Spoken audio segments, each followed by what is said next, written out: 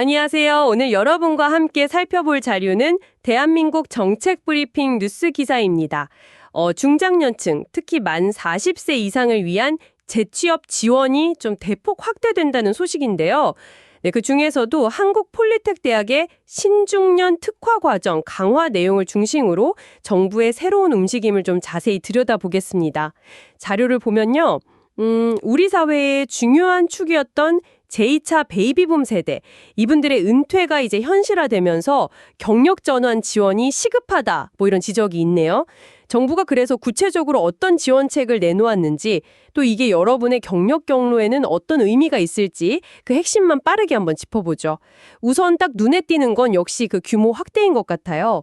신중년 특화 과정 훈련 인원이 작년 2,800명이었는데 올해 7,500명으로 확 늘었네요. 네, 7,500명. 이 숫자가 단순한 증가는 아니라고 봐야죠. 작년 경쟁률이 2.6대 1이었고 특히 그 50대 이상 참여자가 77%를 넘었다는 걸 보면요. 이게 현장에서 얼마나 수요가 높은지 알 수 있거든요. 2.6대 1이요? 생각보다 정말 높네요. 네, 그렇죠. 그러니까 이 정도 수요가 있으니 정책적인 무게중심이 이제 중장년층으로 좀 더 옮겨가고 있다. 이렇게 볼 수 있는 신호 같아요. 뭐랄까 중장년층의 재교육이나 노동시장 참여를 더 이상 그냥 부가적인 게 아니라 이제 핵심 과제로 보고 있다는 거죠. 단순히 그 양만 늘린 게 아니라 들어보니까 훈련 방식 자체도 좀 중장년층의 현실적인 제약들 이런 걸 고려해서 바뀌고 있다면서요. 네, 맞아요. 그게 좀 눈에 띄는 변화인데요. 우선 1개월에서 2개월짜리 좀 짧은 집중 과정이 생겼습니다. 단기 집중 과정이요? 네. 아무래도 빠른 재취업을 목표로 하는 분들한테는 실질적인 도움이 좀 될 수 있겠죠. 그리고 또 시간 제약이 많은 분들, 이런 분들을 위해서 야간이나 주말 과정도 들리고요. 또 하나 중요한 게 퇴직자뿐만 아니라 이직이나 전직을 고민하는 재직자분들까지 참여 대상을 넓혔다는 점이에요. 재직자도요?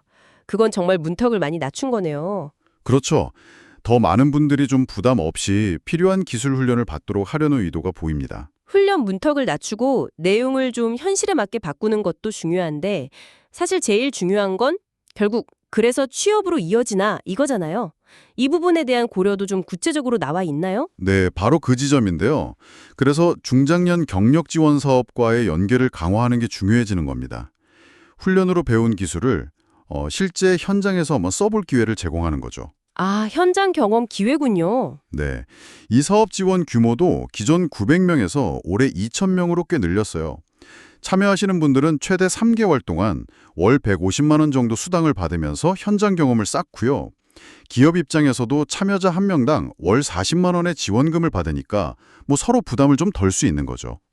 그러니까 이론 배우고 바로 실무 경험하고 교육과 현장을 직접 이렇게 딱 연결하려는 시도군요.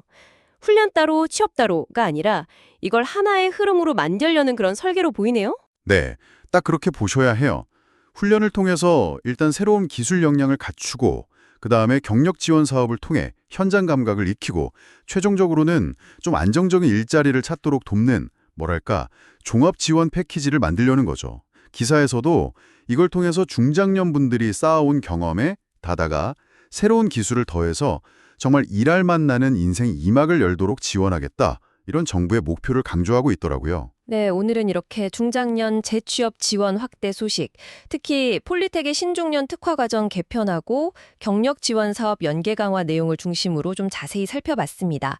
요약하자면 기술 훈련 기회를 대폭 늘리고 거기에 현장 경험까지 연결해서 중장년층의 성공적인 직업 전환을 좀 체계적으로 지원하겠다. 이런 움직임으로 정리할 수 있겠네요. 네.